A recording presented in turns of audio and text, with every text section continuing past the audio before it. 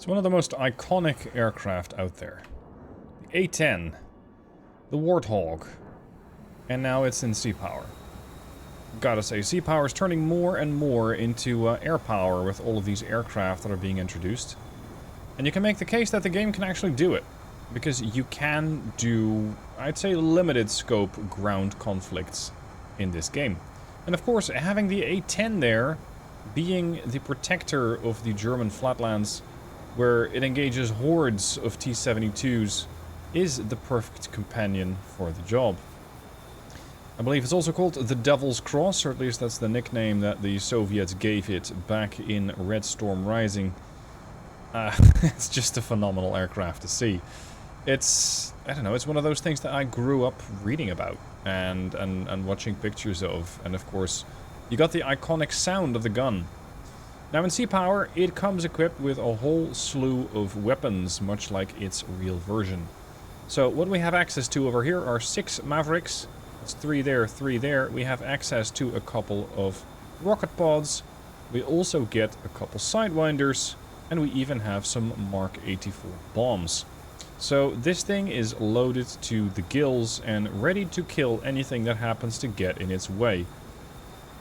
In its way today, for this little test scenario that I have set up, are a couple of AA units and a whole slew of tanks. Those are going to be the targets of these beautiful aircraft. Now, the aircraft themselves, they will rely upon having detection of their own eyeballs. They have no surface search radar, no search ground, whatever, nothing. All that they have is the Mark 1 eyeball and a Maverick IR guidance sensor and a radar warning receiver. They can tell you, hey, I'm about to get shot at. And, well, much like most aircraft, they don't do very well when they're getting shot at. And yes, I know the A-10 is supposed to survive all that, right? It's supposed to be able to come home with half a wing and 1 engine. Yeah, but this is still sea power.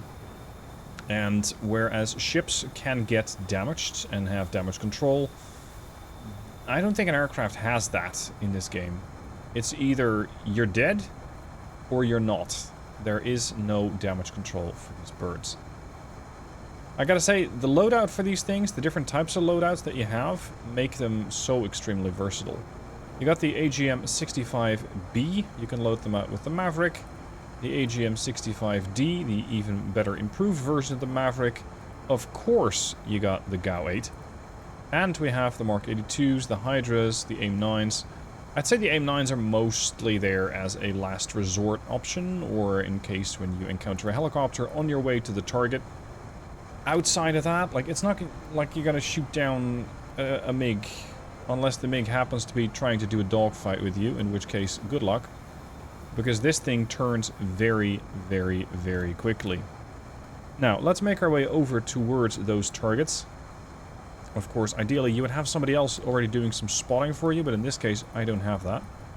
This is one of the hostile units. I'm going to prepare for action. I'm going to split up these units, leave the formation. You're going to engage this one. And you're also going to engage this one. And we're going to change altitude to a mere 200 feet. You, come down to 200 feet. Stay as low as you can. Let the Mavericks get there first. And once the Mavericks have passed, we can go and do something else with guns, bombs, rockets, whatever has our fancy. Devil's Crosses are down to the ground. They're 560 up. Of course, you are flying above ground, so you're always going to have some higher altitude than you typically have at sea level. Because I think that this height is above sea level. It's not so much height above ground. Keep that in mind as you're using, well, any aircraft in this game. As for the next targets, what I have set up are 3 groups of T-72s. They're back here. And those T-72s are going to have a fairly bad time. Now, the targets that I have set up here are a couple of SPOGs, and impressively they can not only see the missile coming, they can also target it, but most of the time they don't do very well against it at all. Please keep in mind that Mavericks are not fast missiles and your A-10s are not far behind. So there is one.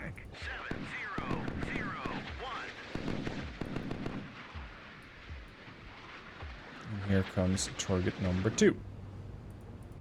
That gives us free reign to go after some other targets. I'm going to go up to 1,000 feet now. I want to start spotting, and it also allows me to do some better runs with the gun, the rocket pods, the bombs, whatever have your fancy. You got your options right out there for you. Well, well, well. They're out here in serious numbers. The thing that you gotta do, however, is mark them all as hostile, otherwise the game doesn't really let you engage them as easily. Because if I right-click one of these, it's gonna say, oh, you want me to VID them? You can, but by that time you'll already have kind of messed up your gun run. Let's engage this northern group with this, so we're gonna go with 4 Mavericks.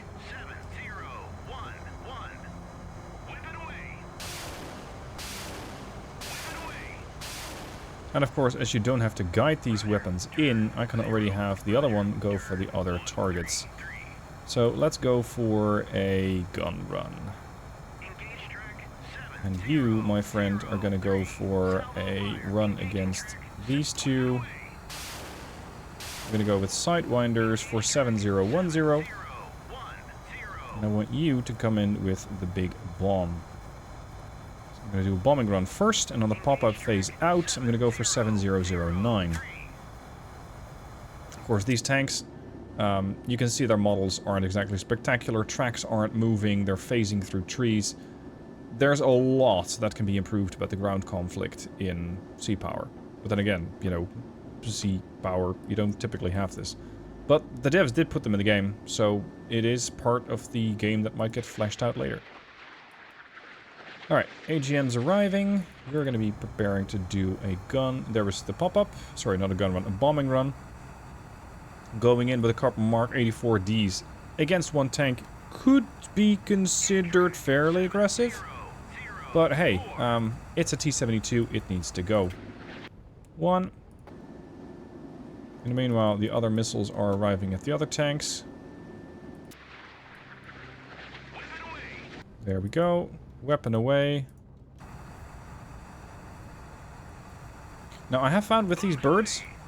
Here, we've just released the bombs. The aircraft's now going to try and turn away. I'm going to override that, because I want to do a strafing run against the next target. Pausing again. Selecting that with the gun, and now it will actually do a gun run directly after it. Cool birds don't look at explosions, but YouTubers do, and there's the gun. And that's another dead T-72. This is what these things are phenomenally good at. Just strafing, bombing, using missiles. You have so many options with these birds. And this is one of the loadouts. You can also go with a more dedicated anti-air loadout for some unknown reason. I mean, I don't really know why you would want to do that. But you can. I will show you the different loadouts in a minute. There's another T-72 dead. Oh, we've almost cleared out the whole bunch. As for the gun sound, it's not quite as satisfying, unfortunately. There. Notice how quick that thing wants to turn. I found that if you then right-click towards the position where you want to go, it does come out of that spin fairly quickly. It's not like Harriers. Harriers are some of the worst pilots in this game and typically fly themselves right into the ground. I have yet to see this aircraft do that.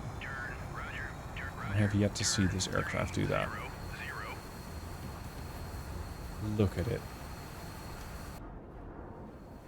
What's not to like?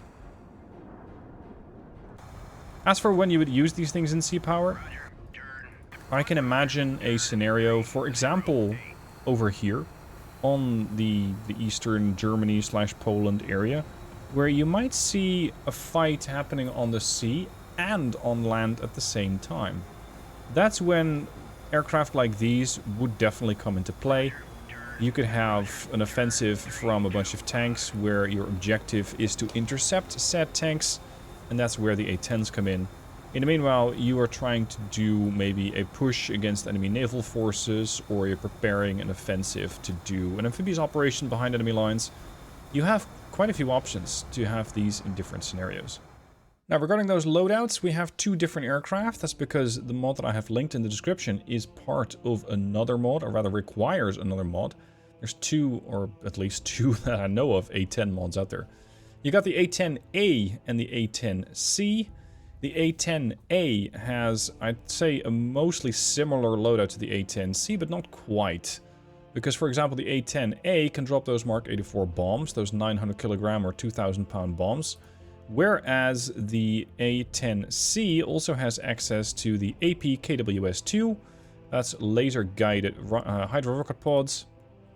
It has access to a couple more laser-guided ordnance, like GBU-12, GBU-39. It's a small diameter bomb, GBU-38 JDAM, GBU-31, as well as the GBU-10. The interesting thing is, these are all laser guided, but the aircraft itself does not give you that option. So it might be able to carry them, but considering that it can't actually laze targets for itself, you will either use these as dumb bombs, or you're going to have somebody else there with you lasing targets for you. Now, who can do that? Well, there are a few aircraft who can do it. It's just going to be a question of what can you safely get into range. Because some of the aircraft, I think an A6 can do it. Here, laser designator. They got the pave tack. So, you could have these around, but then again, if you got an A6 already in the area, it already has its own weaponry. Why would you also need an A10?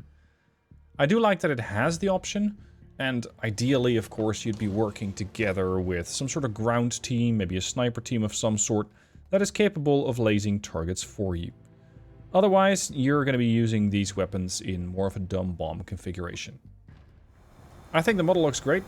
Keep in mind that you do need anchor chain in order to install this. Anchor chain and sea lifter, so they're a bit more involved than the standard subscribe to the scenario and you can play it.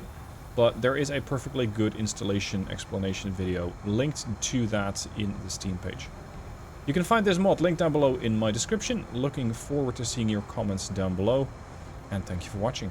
Have fun playing out the A-10.